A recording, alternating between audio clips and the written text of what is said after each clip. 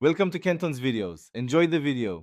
You start by opening Task Manager with Control plus Shift plus ESC. This goes straight to the tools you need. Once Task Manager is open, make sure to click More Details so you see all tabs. Now switch to the Startup tab and scan the list.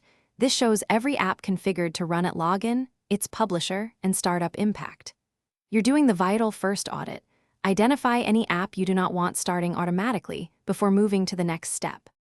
Now you take direct action. Select an app and click Disable to prevent it from launching at startup, which frees resources immediately. Once done with one, continue down the list, sorting by startup impact to address high-impact items first. Right-click any entry if you need to open its file location or properties to understand what it does. Make sure to leave essential services enabled if unsure. Research the process name before disabling to avoid breaking needed functionality. Finish by checking Settings App Startup. The toggle list mirrors Task Manager and lets you confirm changes.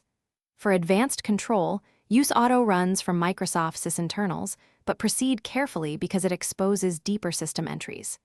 If an app misbehaves after disabling, re-enable it and reboot to restore behavior, then check Event Viewer logs or the app settings to diagnose.